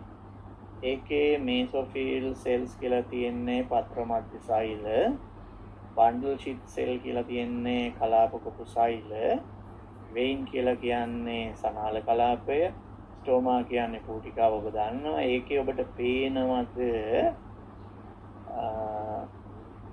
සනාල කලාපයේ කොටසකුයි ඊළඟට ඒ කලාප කොටු සෛලයකුයි පත්‍ර මධ්‍ය සෛලයකුයි අහු වෙන්න කොටුවක් ගහලා ඒක ලොකු කරලා තියෙනවා. ඒකේ මේසොෆිල් සෙල් කියලා කළු පාට අකුරින් තියෙනවා. ඒක හදන්න ඕනේ, ඒක ලියන්න ඕනේ පත්‍ර මධ්‍ය සෛල කියලා. ඊට පහලින් බන්ඩල් ෂීට් සෙල් කියලා තියෙනවා. ඒක නම් කරන්න ඕනේ කලාප කොටු සෛලය කියලා. ඊට යටින් තියෙනවා වැස්කියුලර් ටිෂු කියලා. ඒක නම් කරන්න ඕනේ සනාල කලාප කියලා. ওই සනාල කලාප කියන්නේ ඇත්තටම කියනවා නම් ඔතන සීනි ප්‍රවාහනය කරන්නේ ෆ්ලෝයමෙන්. හරි, ඒ ෆ්ලෝයමේ තමයි තියෙන්නේ. එතකොට දැන් මේ පත්‍ර මධ්‍ය සෛල වලට ඔබට පේනවා ඇති, පෙන්නනවා කාබන් ඩයොක්සයිඩ් එනවා. PEP කාබොක්සිලේස් කියන එන්සයිමේ ක්‍රියාකාරීත්වය මගින් ඒ කාබන් ඩයොක්සයිඩ් අල්ලගෙන ෆොස්ෆොයිනෝල් පයිරුවේට් මගින් ඔක්සලෝ ඇසිටේට් කියන කාබන් 4 සංයෝගය හදනවා. දැන් මේ රූප සටහනේ පෙන්නලා නැහැ. අර PEP කාබන් ඩයොක්සයිඩ් ආවට පස්සේ කාබන් ඩයොක්සයිඩ් වලින් බයිකාබනේට් හැදෙන කතාව මේකේ පෙන්වන්න ඒව අයින් කරලා සරල කරලා පෙන්නලා තියෙනවා. ඊට පස්සේ මැලේට් හැදෙනවා. මැලේට් කලාපකුසයිලේට යනවා. ඒකෙන් කැල්වින් චක්‍රය හැදිලා සීනි හැදිලා ෆ්ලෝයම පටකයට ගමන් කරනවා. පයිරුවේට් ආපසු ඇවිල්ලා ෆොස්ෆොයිනෝල් පයිරුවික් අම්ලය බවට පත් වෙනවා. ඔක තමයි C4 ප්‍රභා සංශ්ලේෂණ යාන්ත්‍රණය. දැන් මේ මෙකැනිසම් ටික ඉවරයි. දැන් චූටි කොටස් ටිකක් ඉතුරු වෙලා තියෙනවා ප්‍රභා සංශ්ලේෂණය පිළිබඳව තවදුරටත් කතා කරන්න. ඒක අපි බලමු. ඒකෙන් මේ පාඩම ඉවර වෙනවා. දෙවෙනි පාඩම ඉවර වෙන අතර අපිට පුළුවන් ඊළඟ සතියේ අලුත් පාඩම පටන් ගන්න. මේ අලුත් පාඩම පටන් ගන්නකොට තුන්වෙනි එකකේ අපි පටන් ගන්නේ පරිණාමය සහ ජීවීන්ගේ විවිධත්වය කියන පාඩම. එතකොට ඒකට වෙනම අලුතින් ටියුට් එකක් ඕනේ. දැන් මේ පවතින ප්‍රශ්න ගොඩක් ඇතුලේ තමයි අපි මේ දේවල් ටික කරගෙන යන්නේ. ඉතින් ඔබට පුළුවන් හැකියාවක් තියෙනවා නම් එම නිබන්ධනය නැත්නම් ටියුට් එක අරන් යන්න පුළුවන් කවුරු හරි වැඩිහිටියෙකුට එහෙම පුළුවන් නම් නුගේගොඩ සැසිපා එතනෙන් ඇවිල්ලා ඒක ගන්නත් පුළුවන්. එහෙම නැත්නම් ගම්පහ ඉන්දීපා එතනට ඇවිල්ලා ගන්නත් පුළුවන්. එහෙම නැත්නම් ගම්පහ ඉඳන් යක්කල පාරේ ඉන්දිගොල්ල පන්සල තියෙන ඒ පන්සලට ඒ ළඟම තියෙනවා සියපත අධ්‍යාපන ආයතනයේ පාරායිනෙම තියෙන පෙරරසන් එක ඉස්සරහා ඒ සියපත අධ්‍යාපන ආයතනයට ඇවිල්ලත් මේ නිබන්ධනය අරන් යන්න පුළුවන්. අපි මේවර මේ නිබන්ධනය PDF ලෙස දාන්නේ නැහැ. මීට පෙර දාපු ඒවා විශාල වශයෙන් ඒවා ඩවුන්ලෝඩ් කරගෙන ඒවා වෙන අය විසින් නම් වෙනස් කළා ඒක භාවිතා කරලා තියෙන නිසා. මොකද ඒක ඇත්තටම බුද්ධිමය දේපලක් මේ නිබන්ධන සකස් කරනවා කියන එක. එතකොට ඒක ඔබ ගන්න එක යම්කිසි වන්ති ගාස්තුවක් ගෙවලා කවුරු හරි කෙනෙක් ඒක අරගෙන කිසිම ගාස්තුවක් නැතුව ඒක වෙන කෙනෙකුට විකුණනවා නම් ඒක හරි අසාධාරණ ක්‍රියාවලියක්. ඒක අතකින් ඔබටත් ඒක අසාධාරණයක් තියෙනවා. ඉතින් ඒ නිසා ඔබ කවුරු හරි වැඩිහිටි කෙනෙක් එවලා පන්ති කාඩ් එකක් අතේ එවලා ඒ නිබන්ධනය අරගෙන යන්න ලබන සතිය වෙනකොට අපිට මේ සතියේ පාඩම අපි මේ ප්‍රභා සංශ්ලේෂණයෙම තව පොඩි කොටස් ටිකක් තියෙනවා ඉවර කරන්න. ඒක අපිට කියන්න පුළුවන් මෙන්න මෙහෙම ප්‍රභා සංශ්ලේෂණ ක්‍රියාවලියට බලපාන සාධක කියලා. ප්‍රභා සංශ්ලේෂණ ක්‍රියාවලියට බලපාන සාධක. ඒක ප්‍රභා සංශ්ලේෂණ ක්‍රියාවලියට බලපාන සාධක. C3 වලද C4 වලද එහෙම විශේෂයක් කියන්නේ C3 C4 හැම ගහකම ප්‍රභා සංශ්ලේෂණයට බලපාන සාධක. මේ සාධක ප්‍රධාන වශයෙන් කොටස් දෙකකට බෙදනවා මෙන්න මෙහෙම. ඒ තමයි බාහිර සාධක. බාහිර සාධකවල බලපෑම. ඊට පස්සේ තියෙනවා අභ්‍යන්තර සාධක. අභ්‍යන්තර සාධකවල බලපෑම. ඇත්තටම උතන කියන්නේ මෙන්න මෙහෙම එකක්. හරිද? මෙහෙම ශාකයක් තියෙනවා නම් මෙහෙම මේ ශාකයේ ප්‍රභා සංශ්ලේෂණය කරන්න ගියාම මේ ශාකයේ පත්‍රය ඇතුලේ තියෙන සාධකත් ප්‍රභා සංශ්ලේෂණය කෙරෙහි බලපානවා. ඒ වගේම මේ ශාකයේ අවට තියෙන පරිසරයේ තියෙන සාධකත් බලපානවා. ඒතර බාහිර සාධක කියලා කියන්නේ ඇත්තටම කියනවා නම් පරිසර සාධක. පරිසර සාධක. අභ්‍යන්තර සාධක විදිහට ඉතින් බලපාන්න පුළුවන් ඔය ශාක පත්‍රයේ ස්වභාවය. ඒතර ප්‍රභා සංශ්ලේෂක සෛල ස්තර කීයක් තියනවද? හරිතලව කොච්චර තියනවද? ප්‍රභා සංශ්ලේෂක වර්ණක කොච්චර තියනවද? එන්සයිම කොච්චර තියනවද? ඒතර මේ වගේ දේවල් බලපාන්න පුළුවන්. හැබැයි අපේ සිලබස් එකේ මේ අභ්‍යන්තර සාධකවල බලපෑම ගැන කතා කරලා නැහැ. ඕගොල්ලන්ට දීලා තියෙන සම්පත් පොතේ අභ්‍යන්තර සාධක ගැන කතා කරන්නේ නැහැ. අභ්‍යන්තර සාධක කියලා ටිකක් බලපානවා කියලා විතරයි කියන්නේ. විශේෂයෙන්ම බාහිර සාධකවල බලපෑම සාකච්ඡා කරන්න කියලා දාලා තියෙනවා. ඒ කියන්නේ මේ ගහේ ප්‍රභා සංශ්ලේෂණයට වැදගත් වෙන බාහිර පරිසරයේ තියෙන සාධක ගැන කතා කරන්න කියලා තියෙනවා. ඒතරේ බාහිර පරිසර සාධක ගත්තොත් මේකෙන් පළවෙනි ස්ථානයට වැටෙනවා ආලෝක තීව්‍රතාවය. ආලෝක තීව්‍රතාවය කියන්නේ ආලෝකයේ කොච්චර සැරට ලැබෙනවද කියන එක ගැන. ඒතර ආලෝකයේ ගොඩාක් සැරට ලැබෙනවා නම් ගොඩක් ප්‍රභා සංශ්ලේෂණය වෙනවනේ. ඒත් දෙවෙනි එක වැටෙනවා උෂ්ණත්වය. උෂ්ණත්වය වැදගත් වෙනවා ප්‍රභා සංශ්ලේෂණය කෙරෙහි. ඒකත් බාහිර පරිසර සාධකයක්නේ. තුන්වෙනි එක බාහිර වායුගෝලයේ තියෙන කාබන් ඩයොක්සයිඩ් සාන්ද්‍රණය. ඒකත් බලපානවා ප්‍රභා සංශ්ලේෂණය කෙරෙහි. අපි දැන් මෙතනින් එහාට කතා කරන්න යන්නේ මෙන්න මේ සාධක තුන කොහොමද ප්‍රභා සංශ්ලේෂණයට බලපාන්නේ කියලා. නිබන්ධනයේ 49 වෙනි පිටුව ගත්තාම 49 වෙනි පිටුවේ තියෙනවා බලන්න ප්‍රභා සංශ්ලේෂණ ශීඝ්‍රතාවය කෙරෙහි බලපාන සාධක. කියන්නේ ප්‍රභා සංශ්ලේෂණ වේගය කෙරෙහි බලපාන සාධක. ප්‍රභා සංශ්ලේෂණ ශීඝ්‍රතාවය කෙරෙහි බලපාන සාධක දෙකයි ප්‍රධාන වශයෙන් බාහිර සාධකයි අභ්‍යන්තර සාධකයි. ඊට පස්සේ බාහිර සාධක කියන එකට ඕයිනම් වරහන් ඇතුළේ දාන්න පුළුවන් පරිසර සාධක කියලා. ඒකද පරිසරයෙන් එන සාධකනේ එකට බලපාන්නේ. ඊට පස්සේ ප්‍රභා සංශ්ලේෂණ ශීඝ්‍රතාවය කෙරෙහි බලපාන ප්‍රධාන බාහිර සාධක තුනයි. මොනවද? ආලෝක තීව්‍රතාවයයි උෂ්ණත්වයයි කාබන් ඩයොක්සයිඩ් සාන්ද්‍රණයයි. අන්න අපි එකෙන් ඉස්සර වෙලාම ගන්නවා ප්‍රභා සංශ්ලේෂණ ශීඝ්‍රතාවය කෙරෙහි ආලෝක තීව්‍රතාවයේ බලපෑම. ඒක ප්‍රස්ථාරයකින්ම පෙන්නලා තියෙනවා මෙන්න මෙහෙම. මේ විදිහට පෙන්නනවා මෙහෙම. මේ පැත්තට අරන් තියෙනවා ප්‍රභා සංශ්ලේෂණ ශීඝ්‍රතාවය. ප්‍රභා සංශ්ලේෂණ ශීඝ්‍රතාවය. මේ පැත්තට අරන් තියෙනවා ආලෝක තීව්‍රතාවය. ආලෝක තීව්‍රතාවය කියන්නේ ආලෝකයේ තියෙන සැර ගතිය කියන එක. හරි කොච්චර සැරයිද ආලෝකය කියන එක. දැන් ඔබ දන්නවනේ 6 7 8 9 එහෙම වෙනකොට දවල් කාලේ උදේ 7ට විතර ආලෝකය ඉතර සැර නැහැ. 8 9 10 වෙනකොට තීව්‍රතාවය වැඩි වෙනවා. ඒතර ආලෝක තීව්‍රතාවය මේ පැත්තට මෙහෙම වැඩි වෙනවා. ඒතර ආලෝක තීව්‍රතාවය වැඩි වෙනකොට කොහොමද ප්‍රභා සංශ්ලේෂණ වේගය වැඩි වෙන්නේ? ආලෝකයේ තීව්‍රතාවය වැඩි වෙනවා කියන්නේ ආලෝකයේ ශක්තිය වැඩි වෙනවා කියන එකනේ. එහෙනම් ප්‍රභා සංශ්ලේෂණ ලැබෙන ශක්තිය වැඩි වෙනවා. ඉතින් ශක්තිය වැඩි වෙනවා නම් ප්‍රභා සංශ්ලේෂණ ශීඝ්‍රතාවය මෙහෙම වැඩි වෙනවා. හැබැයි ඉතාලම වැදගත් කරුණ තමයි එහෙම වැඩි වෙලා ඊට පස්සේ මොකක් වෙනවද කියන්නේ මෙන්න එහෙම නියත වෙනවා. අන්න ඒක තමයි විශේෂත්වය. නියත වෙන්නේ ඇයි? මෙන්න මෙතනින් පස්සේ ආලෝක තීව්‍රතාවය කොච්චර වැඩි වුණත් ප්‍රභා සංශ්ලේෂණ වේගය මීට වඩා වැඩි වෙන්නේ නැත්තේ ඇයි කියන එක තමයි වැදගත් වෙන්නේ. මේ මැක්සිමම් රේට් එක හරි. එතකොට මේක තමයි ප්‍රභා සංශ්ලේෂණය උපරිම කරන ආලෝක තීව්‍රතාවය මේ. ඉතින් ඔබට පේනවා ඊට වඩා ආලෝක තීව්‍රතාවය මේ තව වැඩි වෙනවා. ඒ ආලෝක තීව්‍රතාවය වැඩි වුණාට ප්‍රභා සංශ්ලේෂණ වේගය ඊට වඩා වැඩි වෙන්නේ නැහැ. ඒකට හේතුව තමයි හොයන්න ඕනේ. ඇයි එහෙම වෙන්නේ කියලා හරි. අපි කියවලා බලමු මේකේ තියෙන කතාව.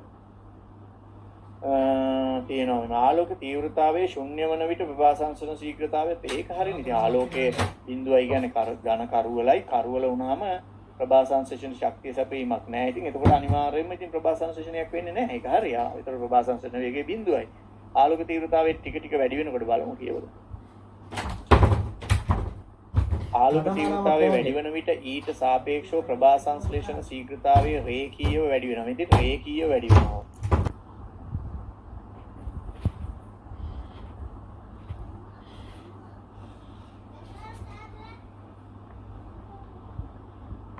ඊට සාපේක්ෂව ආලෝක තීව්‍රතාවය වැඩි වෙන විට ඊට සාපේක්ෂව ප්‍රභා සංශ්ලේෂණ ශීඝ්‍රතාවය රේඛීයව වැඩි වෙනවා. ඉතින් රේඛීයව වැඩි වෙනවා.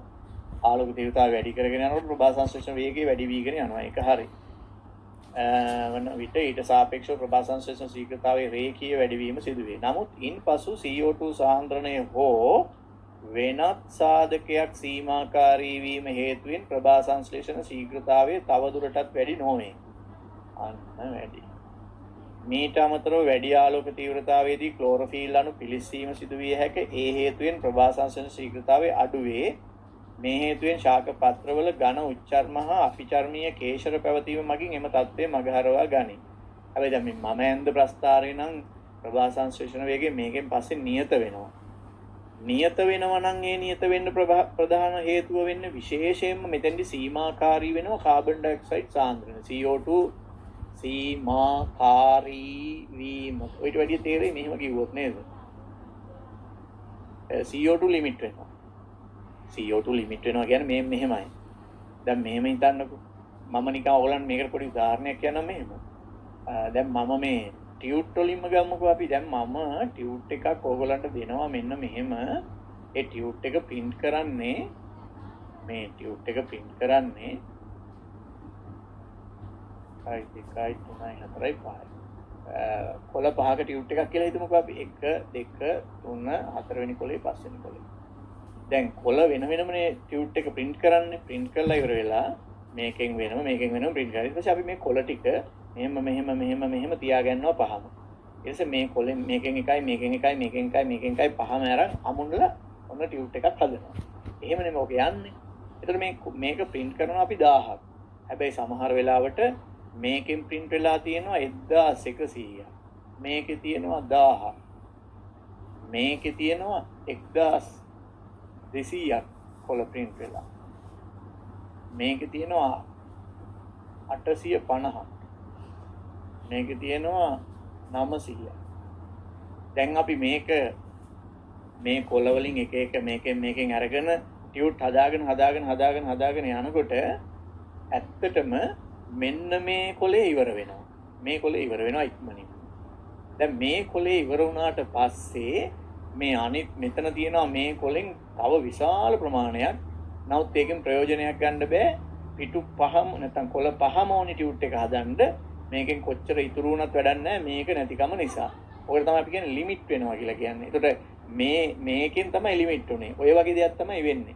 ඔබ දන්නවනේ ප්‍රභා සංශ්ලේෂණය සිද්ධ කරන්න කාබන් ඩයොක්සයිඩ් ඕනිනේ. ඒ වගේම ආලෝකයක් ඕනේ. ආලෝක තීව්‍රතාවය කොච්චර සැර වුණත් වැඩක් නැහැ. ඒකට ගැලපෙන්න කාබන් ඩයොක්සයිඩ් මදි වුණොත්. කාබන් ඩයොක්සයිඩ් මදි වෙච්ච ගමන්ම කොච්චර ආලෝක තීව්‍රතාවය තිබ්බත් ප්‍රභා සංශ්ලේෂණ වේගයෙන් නියත වෙනවා. දැන් මේකේ මොනවා හරි ප්‍රස්ථාරයක ප්‍රභා සංශ්ලේෂණ වේගය මෙතෙන්ට පස්සේ මෙහෙම අඩු වෙනවා පෙන්නනවා නම් ඒකට ප්‍රධාන හේතුවක් වෙන්නේ පත්‍ර පිලිසීම. ඒ කියන්නේ හරිතලව වල තියෙන ක්ලෝරොෆිල් පිලිසෙනවා. එහෙම නිසා ප්‍රභා සංශ්ලේෂණය අඩු වෙන්න පුළුවන්. ඒක ඉතින් වෙන්නේ බොහොම කලාතුරකින්. ඒක වලක්ව ගන්න ශාක හැඩ ගැහිලා තියෙනවා. සාමාන්‍ය මේක හැම වෙලාවෙම වගේ වෙනවා. මොකද යම් ආලෝක තීව්‍රතාවයකින් පස්සේ ප්‍රභා සංශ්ලේෂණ වේගය නියත වෙනවා. ඒකට හේතුව බොහෝ විට CO2 සීමාකාරී වීම නිසායි ඒක සිද්ධ වෙන්නේ. හරි. අපි බලමු. ඊළඟට උෂ්ණත්වයේ බලපෑම. එකත් කියවලා බලමු අපි. ප්‍රභා සංශ්ලේෂණ ශීඝ්‍රතාවය කෙරේ උෂ්ණත්වයේ බලපාය. උෂ්ණත්වයේ වැඩි වන විට ප්‍රශස්ත උෂ්ණත්වයේ දක්වා ප්‍රභා සංශ්ලේෂණ ශීඝ්‍රතාවය වැඩි වෙනවා. හරි. ප්‍රභා සංශ්ලේෂණ ශීඝ්‍රතාවයේ උපරිම වන උෂ්ණත්වය ප්‍රශස්ත උෂ්ණත්වයේ විහාරී. ප්‍රශස්ත උෂ්ණත්වයට වඩා උෂ්ණත්වයේ වැඩි වන විට එන්සයිම වල ගුණහානි වීම හේතුවෙන් ප්‍රභා සංශ්ලේෂණ ශීඝ්‍රතාවය අඩු වේ. ඒක හරි. අපි බලමු මේ උෂ්ණත්වය කොහොමද බලපාන්නේ කියලා ප්‍රභා සංශ්ලේෂණයට. මේ පැත්තට තියෙන උෂ්ණත්වයේ වැඩිවීම, මේ පැත්තට තියෙන ප්‍රභා සංශ්ලේෂණ ශීඝ්‍රතාවය. හොඳටම උෂ්ණත්වය අඩු වුණොත් ඒ කියන්නේ බිඳුව වගේ වුණොත් එහෙම කොහොමත් ප්‍රභා සංශ්ලේෂණය ඔබ දැක්කනේ කැල්වින් චක්‍රය හෝ හැක්සැක් චක්‍රයේ ක්‍රියාත්මක වෙනකොට එන්සයිම මහ ගොඩක් ඕනිනේ. එතකොට ප්‍රභා සංශ්ලේෂණයේ ප්‍රතික්‍රියා එන්සයිම මත රඳා පවතින නිසා හොඳටම උෂ්ණත්වය අඩු වුණොත් එන්සයිම වල ක්‍රියාකාරීත්වය අඩුයි. එතකොට ප්‍රභා සංශ්ලේෂණය හරියට සිද්ධ වෙන්නේ නැහැ. එතකොට දැන් මෙතන උෂ්ණත්වය ටික වැඩි වෙනකොට ඔබ දන්නානේ ප්‍රභා මේ ඕනෑම එන්සයිම් එක ක්‍රියාකාරීත්වය වැඩි වෙනවනේ මේ උෂ්ණත්වය වැඩි වෙනකොට. එතකොට ප්‍රභා සංශ්ලේෂණයට අදාළ එන්සයිම් වලත් ක්‍රියාකාරීත්වය වැඩි වෙනවා. එතකොට මොකක් වෙනවද? ප්‍රභා සංශ්ලේෂණ වේගය වැඩි වෙනවා. ඒක සාමාන්‍ය දෙයක්. එතකොට එහෙම වැඩි වෙලා හැබැයි මෙන්න මෙතන එනවා ඔබට කලිනුත් මම මේක කියලා තියෙනවා එන්සයිම් පාඩමේ ප්‍රශස්ත උෂ්ණත්වයට එනවා. ප්‍රශස්ත උෂ්ණත්වයේදී මැක්සිමම් එහෙම නැත්නම් උපරිම ප්‍රභා සංශ්ලේෂණ වේගය පෙන්වනවා. හැබැයි ඊට වඩා උෂ්ණත්වයේ වැඩි කළොත් එහෙම මොකද වෙන්නේ? ප්‍රභා සංශ්ලේෂණයේ ක්‍රියාවලියට බලපාන එන්සයිම් ගුණහානි වීම නිසා ප්‍රභා සංශ්ලේෂණ වේගයෙන් අඩු වෙනවා. හරි අපි ඊට පස්සේ බලමු CO2 සාන්ද්‍රණයේ බලපෑම 50 පිටුව. ඒකෙත් ඉතින් අර ප්‍රස්ථාරයේ අර වගේම මේ ආලෝක තීව්‍රතාවයේ බලපෑම වගේම තමයි නේද ප්‍රභා සංශ්ලේෂණ ශීඝ්‍රතාවයේ CO2 සාන්ද්‍රණය. CO2 සාන්ද්‍රණය වැඩි වෙන විට ප්‍රභා සංශ්ලේෂණ ශීඝ්‍රතාවය ඊට සාපේක්ෂව වැඩි වෙනවා. මුලදී වැඩි වෙනවා. නමුත් එක්තරා අවස්ථාවකදී ආලෝක තීව්‍රතාවය වැනි සාධකයක් සීමාකාරී වීම හේතුවෙන් ප්‍රභා සංශ්ලේෂණ ශීඝ්‍රතාවය නියත වෙනවා. දැන් මේ දෙන්න දෙපැත්තට මේ ලිමිට් වෙනවා. ඒ කියන්නේ ආලෝක තීව්‍රතාවය වැඩි කරගෙන යනවා නම් ප්‍රභා සංශ්ලේෂණය වැඩි වෙනවා. හැබැයි ඊට සමගාමීව කාබන් ඩයොක්සයිඩ් සාන්ද්‍රණයත් වැඩි වුණොතින් තමයි තවදුරටත් වැඩි වෙන්නේ. දැන් යම් කිසි වෙලාවක අපි එක සාධකයක් ගැන සලකනකොට ආලෝක තීව්‍රතාවය වැඩි කරගෙන යනකොට එක තැනකදී කාබන් ඩයොක්සයිඩ් සීමාකාරී වෙනවා. ඒක අනිත් පැත්ත මේ කාබන් ඩයොක්සයිඩ් සාන්ද්‍රණය වැඩි කරගෙන යනකොට ඒ වැඩි වෙන කාබන් ඩයොක්සයිඩ් සාන්ද්‍රණයේ හැටියට ආලෝක තීව්‍රතාවය සීමාකාරී වුණොත් ප්‍රස්ථාරයේ නියත තත්ත්වයටපත් වෙනවා. ඒ අනුව ආලෝක තීව්‍රතාවයේ බලපානවා ප්‍රභා සංශ්ලේෂණය කෙරෙහි පරිසර සාධකයක් ලෙස උෂ්ණත්වයේ බලපානවා. ඒ වගේම කාබන් ඩයොක්සයිඩ් සාන්ද්‍රණය බලපානවා. ඔන්න දැන් ඒ ගැන කතා කරලා ඉවරයි. ඊට පස්සේ විශේෂ මාතෘකාවක් තියෙනවා නේද? බ්ලැක්මාන්ගේ සීමාකාරී සාධක මූලධර්මය. මේ බ්ලැක්මාන් කියලා කියන්නේ ඒක ඉදිරිපත් කරපු විද්‍යාඥයා. අපි කියවල බලමු මොකද්ද කියන්නේ කියලා. Principle of limiting factors බලමු අපි. මේ බ්ලැක්මාන් විසින් ඉදිරිපත් කළ මූලධර්මයකි. සාධක එකකට වඩා වැඩි ගණනක් බලපානු ලබන රසායනික ක්‍රියාවලියක අවම අගයට ආසන්න සාධකයේ මත ප්‍රතික්‍රියා ශීඝ්‍රතාවයේ සීමාකාරී වීම සිදුවේ. උපරිමාගයේ මගින් නෙමෙයි. අවමාගයේ මගින්. අවම කියන එක හයිලයිට් කරන්න. ඒ කියන්නේ මෙන්න මෙහෙම මම මේක සරලව මෙහෙම කියන්නම්. සාධක කීපයක් දායක වෙලා සිදුවන රසායනික ප්‍රතික්‍රියාවකදී සාධක හැම එකක්ම එකම ගානට තියෙනවායි කියලා අපිට කියන්න බෑ ස්වභාවිකව තියෙන සාධක. එතකොට සාධක කීපයක් තියෙනකොට ඒ ප්‍රතික්‍රියාවේ ශීඝ්‍රතාවය ප්‍රතික්‍රියාව කොච්චර වේගෙන් වෙනවද කියන එක රඳාපවතින්නේ අර අඩුවෙන්ම තියෙන සාධකයේ මගින්. වැඩියෙන්ම තියෙන සාධකයේ මගින් නෙමෙයි. ලිමිට් වෙන්න පුළුවන්.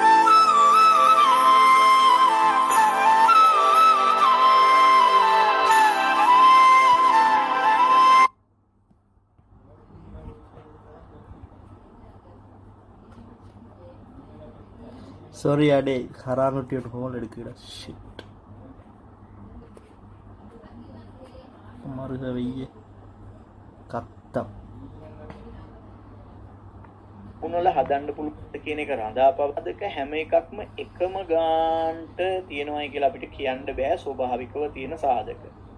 එතකොට සාධක කීපයක් තියෙනකොට ඒ ප්‍රතික්‍රියාවේ ශීඝ්‍රතාවය ප්‍රතික්‍රියාව කොච්චර වේගෙන් වෙනවද කියන එක රඳාපවතින්නේ අර අඩුවෙන්ම තියෙන සාධකයේ මගින්.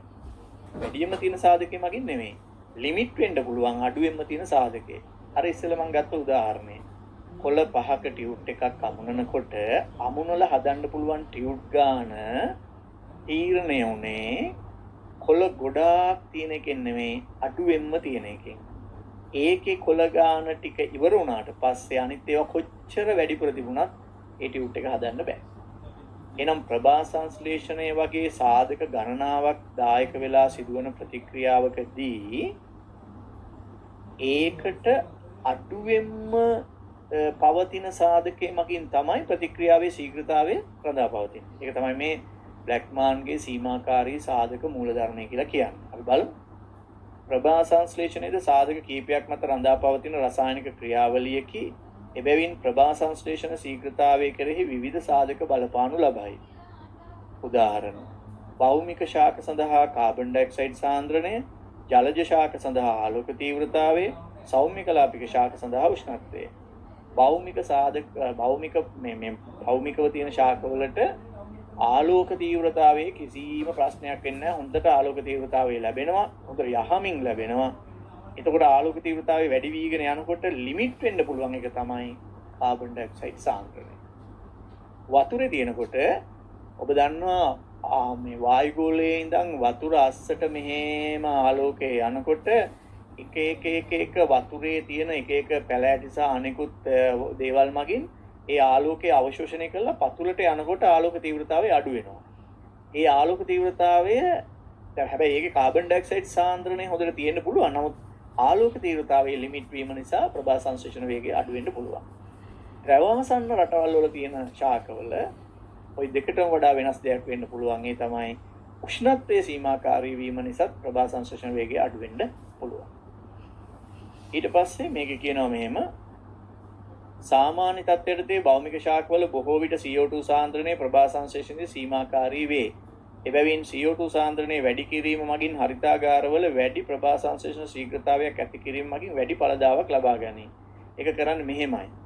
මේ ග්‍රීන් හවුස් එකක් කියන්නේ සම්පූර්ණ ක්ලෝස් එන්වයරන්මන්ට් එකක් නේ. ඒ කියන්නේ වැසුණු පරිසරයක් නේ. වැසුණු පරිසරයක අපිට පුළුවන් ඕයිනම් කාබන් ඩයොක්සයිඩ් සාන්ද්‍රණය වැඩි කරන්න. දැන් මේ ග්‍රීන් හවුස් එක හදලා තියෙන්නේ පොලිතීන් වලින් හෝ ග්ලාස් වලින් නම් ආලෝක තීව්‍රතාවයේ කිසිම සීමාවක් නැතුව හොඳට ආලෝකය එනවා නේද? එතකොට ඒකේ සම්පූර්ණ වැසුණු පද්ධතියක් හින්දා අපිට පුළුවන් ඒක ඇතුලේ කාබන් ඩයොක්සයිඩ් සාන්ද්‍රණය වැඩි කරන්න බාහිර වායු වලට වඩා. එතකොට අර ආලෝක තීව්‍රතාවයේ වැඩියෙන් ලැබෙන වෙලාවට ඒකට ගැලපෙන විදිහට ලිමිට් වෙන්නේ නැති වෙන්න වැඩිපුර කාබන් ඩයොක්සයිඩ් දුන්නොත් ග්‍රීන් හවුස් එකක් නැත්නම් හරිතාගාරයක් ඇතුලේ අපිට වැඩි අස්වැන්නක් ලබා ගන්න පුළුවන්. ඒක ප්‍රායෝගිකව කරන දෙයක්. හොඳයි. ඊට පස්සේ තියෙනවා ප්‍රභා සංශ්ලේෂණ ශීඝ්‍රතාවය මිනුම් කිරීම කියලා මාතෘකාවක්. ඒක ගැන මම මෙහෙම කියන්නම්. දැන් මෙතෙන්දී ඔබ දකිනවා මෙන්න මේ ප්‍රස්ථාරයේ මෙන්න මෙතන කියවෙනවා මේ ප්‍රභා සංශ්ලේෂණ ශීඝ්‍රතාවය මනිනවා කියලා. කියන්නේ උෂ්ණත්වය වැඩි කරගෙන යනකොට ප්‍රභා සංශ්ලේෂණ ශීඝ්‍රතාවය වැඩි වෙන හැටි මනිනවා. මනින්න නැතුව මේ ප්‍රස්ථාරය යන්න බෑනේ. කොහොමද ප්‍රභා සංශ්ලේෂණ ශීඝ්‍රතාවය මනින්නේ? ක්‍රම තුනක් තියෙනවා ප්‍රභා සංශ්ලේෂණ ශීඝ්‍රතාවය මනින්න. එකක් තමයි ඔක්සිජන් පිටවන වේගයෙන් මනින්න පුළුවන්. මොකද ප්‍රභා සංශ්ලේෂණයේදී ඔක්සිජන් පිට වෙනවානේ. ඔක්සිජන් පිටවන වේගයෙන් මනින්න පුළුවන්. කාබන් ඩයොක්සයිඩ් අවශෝෂණය කරන වේගයෙන් මනින්න පුළුවන්. ඒ වගේම බර වැඩි වීමෙන් මනින්න පුළුවන් පැල හැටි. මොකද ප්‍රභා සංශ්ලේෂණය වෙලා ආහාර නිපද වෙනකොට වියලි බර මේ දෙකම යොදාගන්නේ නැහැ සාමාන්‍යයෙන්. ඒක යොදාගන්නට වඩා ලේසිම දේ තමයි ප්‍රභාගයේම බර වැඩි වීමෙන් මනින්න පුළුවන් පැල හැටි. මොකද ප්‍රභා සංශ්ලේෂණය වෙලා ආහාර නිපද වෙනකොට වියලි බර වැඩි වෙන්න බෑ. හැබැයි මේ දෙකම යොදාගන්නේ නැහැ සාමාන්‍යයෙන්. ඒක යොදාගන්නට වඩා ලේසිම දේ තමයි ප්‍රභා සංශ්ලේෂණයේදී ඔක්සිජන් පිටවීම ඇසුරින් ප්‍රභා සංශ්ලේෂණ වේගය මනින එක. ඒතර ප්‍රභා සංශ්ලේෂණයේදී ඔක්සිජන් පිටවීමේ වේගය මනින්න උපකරණයක් තියෙනවා. නමුත් මම ඔබට මතක් කරන්නම් අර මේ පොඩි කාලේ අපි කරපු මේ පොඩි මේ පරීක්ෂණයක් තියෙනවා. මෙන්න මෙහෙම බීකරයක් අරගෙන එතකොට මේකට වතුර දාලා ඊට පස්සේ මේකට දානවා පුනීලයක්. විශේෂයෙන් වීදුරු පුනීලයක් දානවා මෙහෙම. වීදුරු පුනීලයක් දානවා මෙහෙම. මේ තියෙන වීදුරු පුනීලයක්. එහෙම වීදුරු පුනීලයක් දානවා. දාලා අර පරීක්ෂණ නලයක් වතුර පුරවලා ඔහොම දාන්නේ. කොහොම මේකෙත් වතුර දැන්. මෙරියෙත් වතුර. මෙතෙන්ට දානවා අර හයිඩ්‍රිල්ලා වගේ වතුරේ හැදෙන ගහ. ඒතර ඔබට මතකද මේකෙන් මෙහෙම වතුර මේ වතුර ඇතුලෙන් මෙහෙම වායු බුබුලු නගිනවා උඩට සූර්යාලෝකයේ වැටෙන විදිහට තියපුවාම. ආන්න එතකොට ඒ යන බුබුලු තමයි මේ ඔක්සිජන්. මේ ඔක්සිජන් බුබුලු තමයි යන්නේ. ඒතර අපිට මේකෙන් නිකන් ගණනය කරන්න පුළුවන් මෙහෙම. මේ බුබුලු යන වේගය අනුව කියන්නේ විනාඩියකට බුබුලු කීයක් යනවද කියන එක අනුව.